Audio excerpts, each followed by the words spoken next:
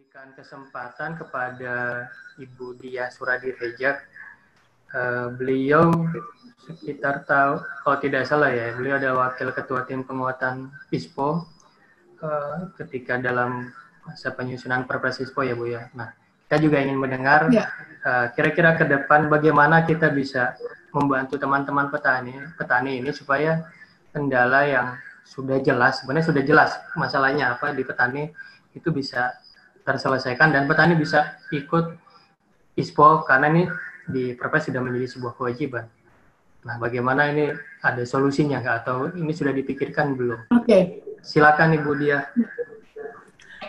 Terima kasih Mas Koyum. Assalamualaikum warahmatullahi wabarakatuh. Waalaikumsalam. Bapak ya. Waalaikumsalam. Bu Rosdiana. Ya Pak Gulat yang udah pindah ke ruang sebelah. Bapak Ibu sekalian, saya lihat banyak senior-senior di sini. Pertama saya sampaikan sedikit saja klarifikasi dari apa yang disampaikan Pak Gulat tadi awal sebetulnya. Jadi begitu saya dipanggil oleh Pak Menko, sebetulnya draft Perpres itu sudah ada. Jadi itu begitu diminta membantu untuk penguatan ISPO, PR-nya adalah draft Perpres itu sudah ada. Oke, lanjut Mas Koyum, saya mau menyampaikan ke ini langsung ke ini.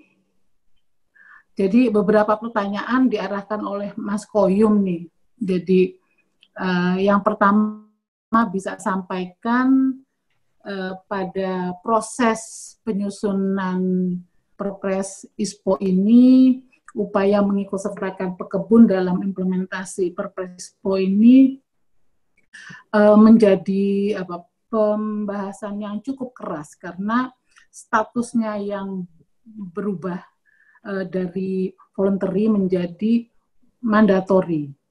Jadi pertama memang melihat Perpres ISPO ini nggak bisa sendiri, jadi harus dipandang utuhnya dengan Impres moratorium dan Impres tentang peran KSB yang keluar sebelumnya. Dan yang kedua, melihat tujuan sistem penyelenggaraan ISPO ini memang harus melihat pada ranah bahwa ISPO ini adalah untuk memastikan dan meningkatkan pengelolaan serta pengembangan perkebunan kelapa sawit sesuai dengan prinsip dan kriteria. Jadi nanti Pak Rismansyah mungkin akan lebih mendetilkan dan meningkatkan keberterimaan daya saing hasil perkebunan sawit di pasar nasional dan internasional. Jadi dengan awalnya itu melihat bahwa luasan 41,5% dari dari total perizinan yang dikelola perkebunan sawit rakyat, maka pelibatan dan dukungan terhadap pekebun ini menjadi keniscayaan. Jadi melihatnya dari sisi positif bahwa ini bukan pembebanan, tetapi justru kita harus melihatnya dari sisi positif bahwa ISPO ini kan bukan alat atau instrumen pasar. Jadi kalau Bu Rosdiana bilang kalau pembelinya nggak minta, ngapain diminta? Nah ini justru pandangan yang berbeda dengan saya. Bukan instrumen pasar, tapi ini adalah instrumen perbaikan tata kelola. Jadi Perpres ISPO ini juga harus melihat bagaimana Impres nomor 6 2019 tentang KSB itu secara khusus mempunyai komponen terhadap peningkatan kapasitas dan kapabilitas pekebun sebagai salah satu elemen. Nah ini instruksinya langsung diberikan kepada 14 kementerian dan lembaga plus gubernur, bupati yang ada di sentra sawit. Jadi melihatnya dari sisi bahwa ini adalah pendekatan di mana bukan pekebun dilepas untuk memenuhi, tetapi ini justru jemput bola di mana pemerintah harus melakukan pelayanan dalam konteks perbaikan tata kelola sawit berkelanjutan. Lanjut, Mas. Nah, lanjut, Mas. Halo? Ya. Bisa next? Ya. Bisa next? Ya, tolong. Ya, jadi mudah-mudahan Bapak Ibu sekalian sudah membaca Perpres 44 nomor 44 tahun 2020 ini. Kita lihat dukungan kepada pekebun. Yang pertama misalnya, pasal 5 ayat 5. Sertifikasi pekebun dapat diajukan membentuk kelompok. Jadi gabungan. Jadi ini group certification untuk lebih efisien dan meringankan beban pihak pekebunnya. Memang ini hal yang tidak mudah, tetapi ini menjadi peluang bahwa bukan satu persatu pekebun harus mempunyai sertifikat, tetapi group certification ini memungkinkan. Pasal 18 ayat 2, sertifikasi pekebun dapat bersumber dari APBN atau APBD. Jadi ini memang akan diatur dalam peraturan menteri, dan ini peluang sebetulnya pekebun mendapat akses dana ini. Ini pentingnya asosiasi. Asosiasi justru di sini harus membantu memfasilitasi pekebun untuk mengakses dana ini. Jadi ini bukan pembebanan bahwa pekebun harus mempunyai uang untuk sertifikasi, tapi justru ini bentuk pelayanan pemerintah yang ini yang harus dikejar. Jadi asosiasi seperti Bang Gulat, Mas Rino, kejar ini. Yang pasal 20 ayat 1, Presiden mengamanahkan. Jadi wakil pekebun duduk di dalam komite ISPO. Ini secara politik pekebun memang diakui. Sama dengan pelaku usaha yang lain. Jadi ini betul-betul, dan dalam sekarang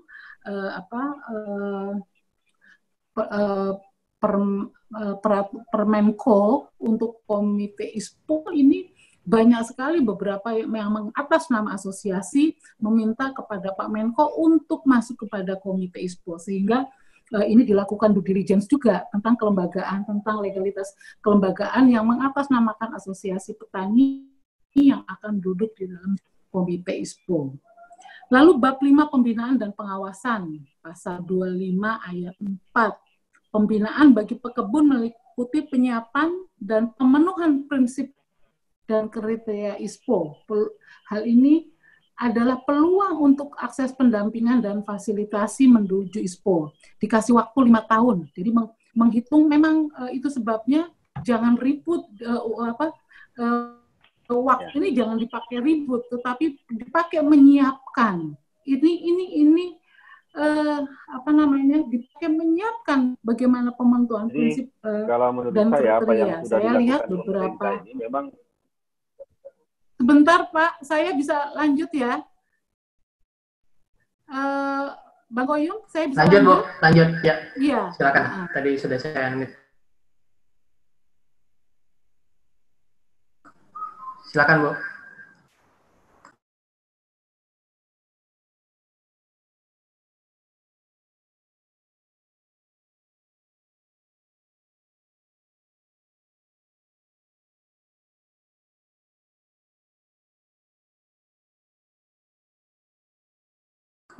Bu Dia suaranya belum kedengaran, Bu. Halo Bu Dia. Dimut sama hostnya. Aku sudah Bu, ya silakan Bu. Oke.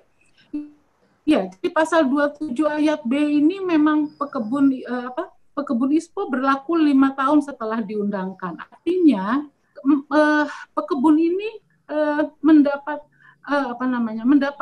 fasilitas dari poin 1, 2, 3, 4, dan itu adalah PR kita semua, dan PR pemerintah untuk melakukan jemput bola, memberi pelayanan kepada kepada pekebun. Nah, lanjut Mas. Nah, memang kita juga melihat ada kendala. Jadi ada kendala bahwa untuk mencapai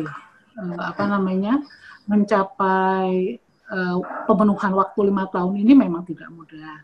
Nah, memang berangkat dari memikirkan karakter dan tipologi pekebun kelapa sawit.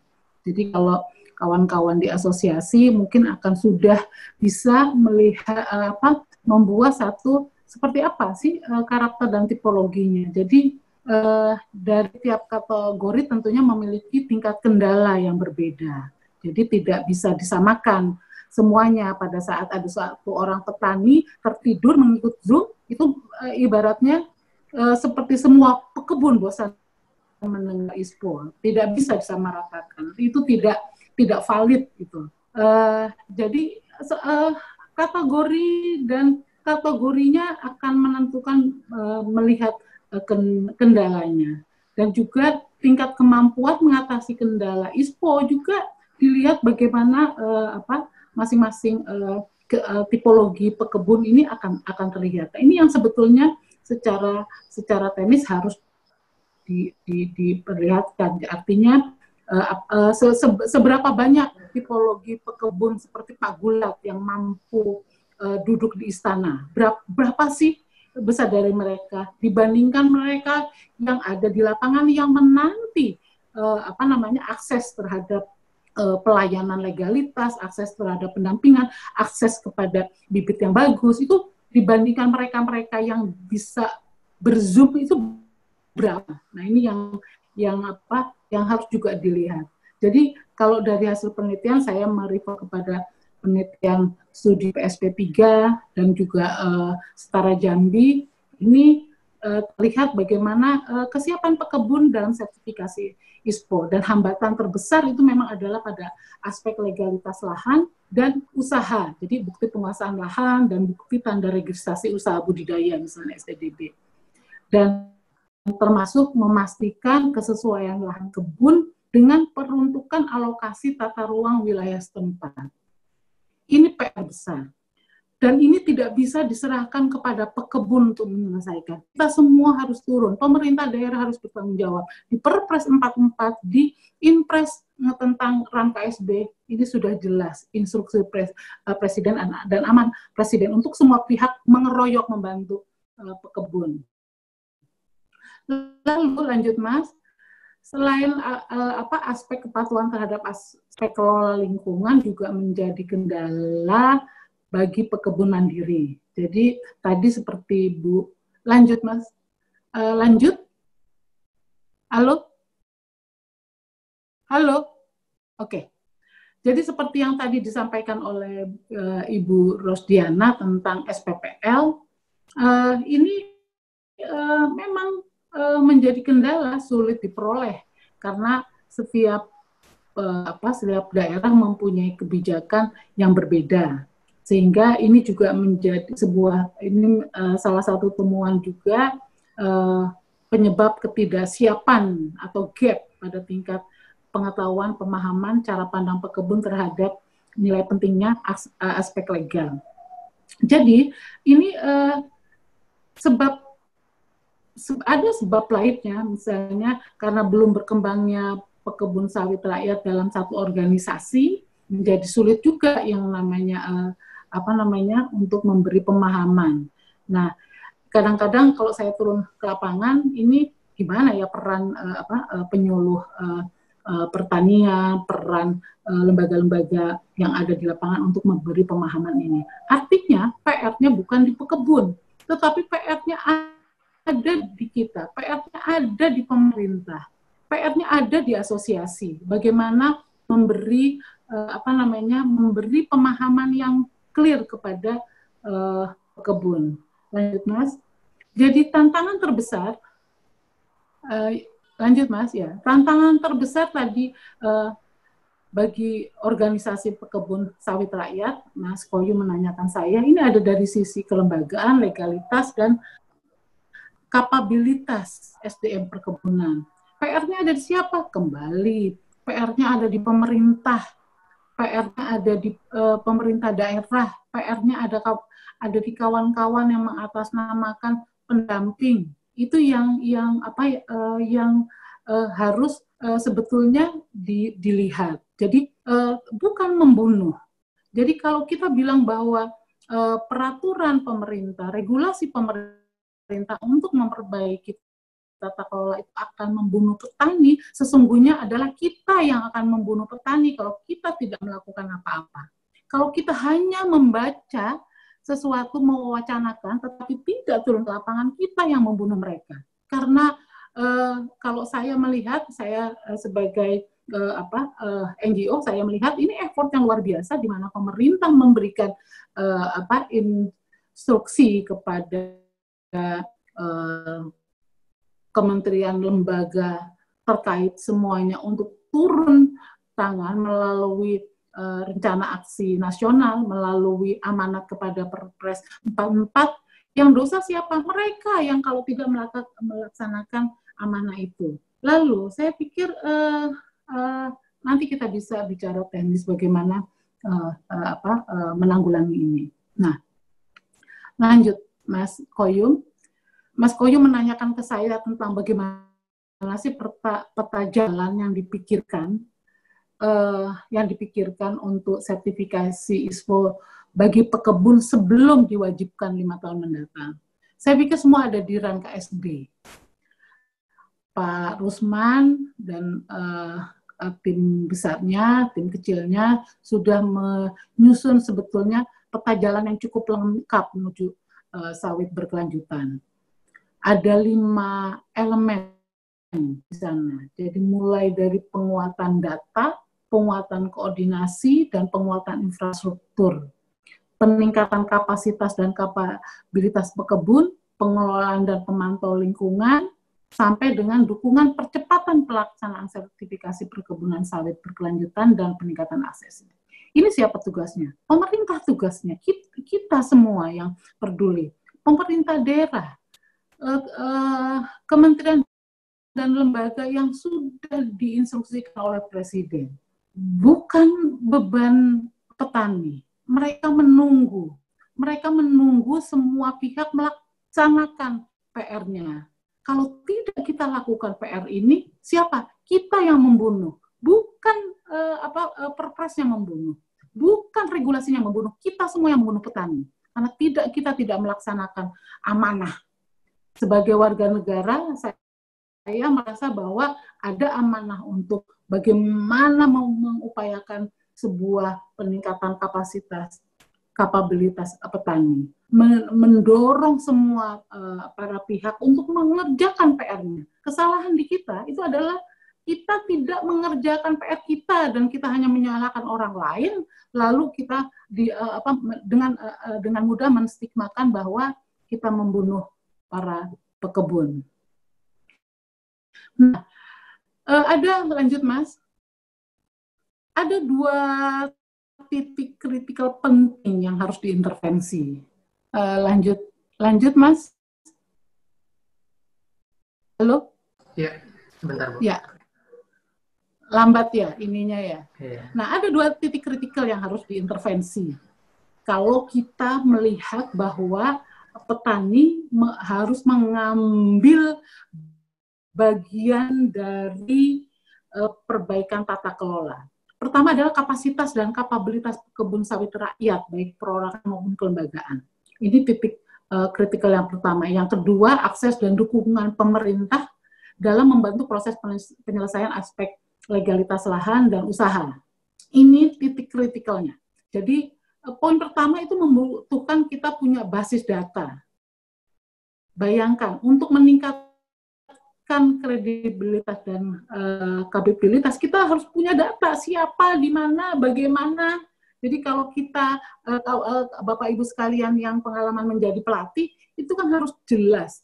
Siapa yang akan dilatih, di mana letaknya, bagaimana kondisinya, sehingga jangan sampai sakitnya di kaki dikasih obatnya obat gatal di pundak misalnya. Nah, ini yang kritikal yang sebaiknya harus bisa dilakukan. Kita tidak bisa bicara tanpa data. Bayangkan misalnya replanting saja jangan diajak masyarakat diskusi sesuatu yang mereka tidak tahu, tetapi replanting siapkan datanya. Kita perlu basis data yang valid dan lengkap. Itu yang titik kritikal pertama. Kalau kita sepakat tidak akan membunuh petani, tetapi kita akan meningkatkan kapabilitas kebun sawit rakyat. Lanjut. Jadi lanjut. Halo, lanjut. Oke, ya. Jadi lalu jumlah dan sebaran pekebunnya di mana? Ini penting dilakukan. Dan ya terkait pendataan, kebetulan Bappenas juga ikut peduli, sehingga kami sempat diminta membantu penyusunan NSPK-nya. Nah, ini kan satu effort yang kritikal yang sebaiknya harus kita pikirkan dari semua kita yang concern dengan kelapa sawit. Jadi jangan diributkan tools-nya, bahwa jangan diributkan regulasi sertifikasinya, tetapi mari kita lihat kepada dagingnya apa yang kritikal harus kita lakukan. Nah, yang titik poin kritikal 2 ini adalah akses dan dukungan pada penyelesaian aspek legal lahan. Ini tidak mudah, sangat tidak mudah, karena ada kebijakan lain, misalnya kebijakan lain seperti Impres nomor 8 tahun 2018. Ini membutuhkan terobosan kebijakan, dan ini sangat tidak mudah. Kami di KHT bersama mitra perkebunan lain mencoba memakai perangkat regulasi terkait misalnya reforma agraria, PTKH Tora, untuk menyelesaikan sawit dalam kawasan hutan. Jadi kita ambil beberapa kasus seperti kampung tepian buah, namun masih mengalami kebuntuan, sehingga banyak kita juga mempertanyakan komitmen dari kementerian yang masih juga masih diributkan oleh wacana-wacana ini sawit ini barang haram atau bukan untuk kehutanan. Ini sawit ini kita monokultur atau kebun campur. Jadi ini kita banyak menghabiskan kadang-kadang meributkan sesuatu yang itu saja, energi kita habis, padahal jenis tebu, kopi, kakao itu banyak ditanam, adalah tanaman perkebunan yang telah diakomodasi dalam skema perhutanan sosial misalnya. Jadi perlu terobosan-terobosan, ini yang kami lakukan. Jadi tidak mendebatkan pada hal-hal yang sifatnya wacana. Lanjut. Sehingga kalau Mas Koyum kirim saya pertanyaan, peta jalan menuju kesiapan ISPO seperti apa sih? Lanjut Mas Koyum, minta tolong. Ya. Jadi Mas Koyum ditanya, bagaimana sih peta jalannya kalau saya melihat pada dua hal tadi, dua kritikal tadi. Marilah kita mundur dulu. Mundur, Mas. Iya, Bu. Yang tadi, yang peta jalan menuju kesiapan ISPO. Jadi, jadi saya pikir ada dalam dua hal ini. Dan dua hal ini sebetulnya sudah ada pada RAN KSB. Dan beberapa lembaga turun ke lapangan untuk melakukan ini. Jadi kalau saya bilang stoplah meributkan antara setuju tidak setuju dengan New ISPO ini, tapi marilah kita turun, dan saat ini juga peraturan permen TAN terkait dengan PNC-nya turunan dari Perpres ISPO ini sedang digarap dan sedang memasukkan tentang supply chain. Jadi saya sampaikan kepada Bapak Ibu sekalian bahwa prosesnya sekarang sudah lebih maju. Ini sedang ada kerja tim yang akan memasukkan PNC untuk supply chain pada draft permentan. Yang terakhir, slide saya, terus saya ditanya bagaimana strategi untuk keberterimaan keberterimaan ISPO. Yang lain, Mas? Ya, Ibu. Bentar, Sebentar. Bentar. Ya, sebentar, Bu. Jadi yang terakhir, Mas, slide-nya lanjut. Nah, ya ini. Saya ditanya bagaimana sih strategi peningkatan keberterimaan CPO di pasar global pasca terbitnya Perpres. Saya bilang yang pertama tadi, saya kembali, kita harus punya satu data. Jadi ini satu data ini nggak mudah. Banyak lembaga punya data masing-masing, banyak perbedaan rujukan, dan saya baru minggu lalu rapat bahwa BPS memang diminta Presiden untuk menjadi satu data. Mereka bekerja sama dengan KAPI dan beberapa lembaga yang mempunyai sistem data pekebun juga akan bergabung. Yang kedua, pastikan bahwa perbaikan tata kelola sertifikasi PMCNU ISPO ini dapat terlaksana dan terlaporkan dalam ran KSB. Jadi ini semua effort, saya pikir progres harus bisa terlaporkan dalam pelaporan rencana aksi nasional pelaksanaan ran KSB.